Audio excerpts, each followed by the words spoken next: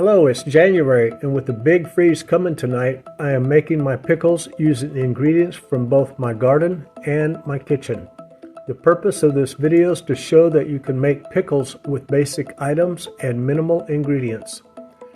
During the process, I will be adding some of what I have left from the garden, but these are not necessary to make simple pickles. Of course, feel free to use as many ingredients as you like.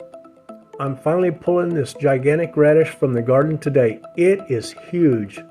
I'm not exactly sure how much of each ingredient I'll be using, but we will figure it out together. I also have several tomatoes, although I think I'll save some of these green ones for frying with eggs. I'll pass on these dill stems for now. Here's some immature eggplant that I will use in the mix. I've got plenty of fresh dill from this plant, and look at the blossoms. Next, I'll rinse these vegetables and peel the outside of the radish. Have you ever seen a radish this big? This radish is too large for this batch, so I'll save most of it for other meals. Here's eggplant. I collected these red tomatoes about a week ago from the garden. As I slice the radish, I'm fascinated by the interior pattern. I'll soak these for now and store them in the refrigerator. This year, pests wiped out all of my cucumbers, so I bought some from the store. And here's what I got to work with. I want to show a variety of containers that can be used, so I'll be using a pickle jar, a 16-ounce glass tumbler, and a medium bowl. During the pickling process, I will be using pink Himalayan salt. Make sure to wash the cucumbers before using them. I'm separating some of the items, but I'm not sure how they will fit. So I'm adding a little here and a little there. Now it's time to collect the herbs from the garden. I will gather rosemary, basil, and look how it's bolting with blooms. Sage, marjoram, savory, which is already dried out, but there's still one tiny bloom left. And here's that tiny bloom. For the rosemary, I will only use the leaves, not the main stems. If you've never grown herbs, you should try it. For me, they have always been better than what I can buy in the store. Be sure to rinse any fresh herbs before using them. Here I've moved everything closer together so you can see what's going on. And while I'm cutting the cucumbers, they're releasing such a strong, wonderful smell. Here are some of the strawberry tomatoes. This one is still green inside, and these other two are red.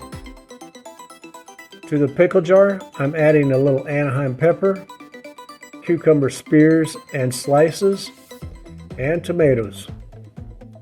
Before continuing, I need to peel and slice the onion. Do you ever plant grocery store vegetables that sprouted? I might not get the best results, but it's still fun to do. Now I'm adding some onion to the pickle jar. Next, I'm adding basil, sage, a pinch of savory, marjoram, some eggplant, and dill without the large stems. I'm also slicing some radish into chips and adding them to the jar. I'll set that aside for now. And next is a glass tumbler. Now I'll slice the cucumber. I'll clean up this tomato and cut it into quarters.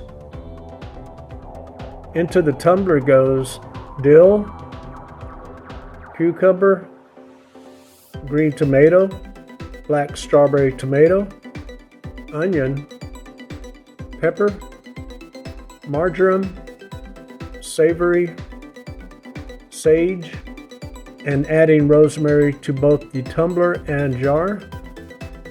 Next, I'm topping off the tumbler with more cucumbers, green tomatoes, and finally, onions.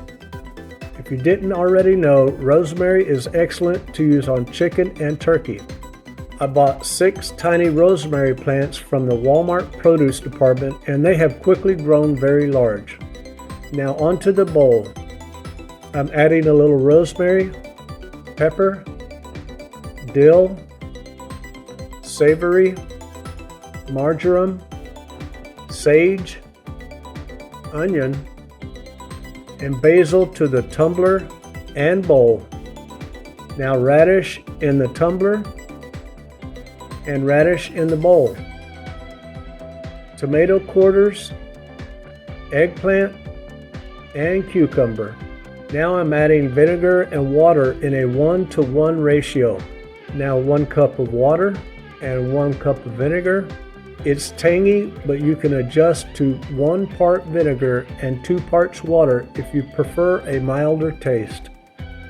I will add about a half teaspoon of salt and stir thoroughly. For the bowl, I place a saucer on top to keep it clean.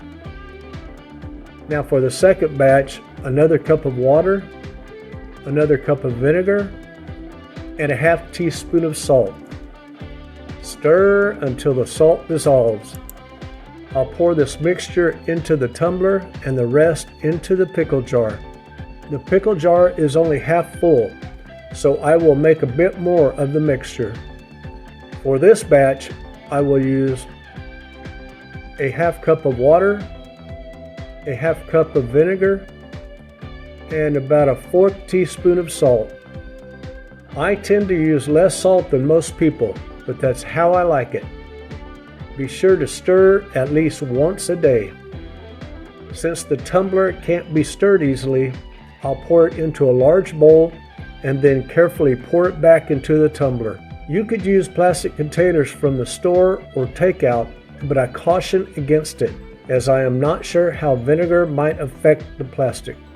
Cover the tumbler with cling wrap or a sandwich bag and secure it with a rubber band.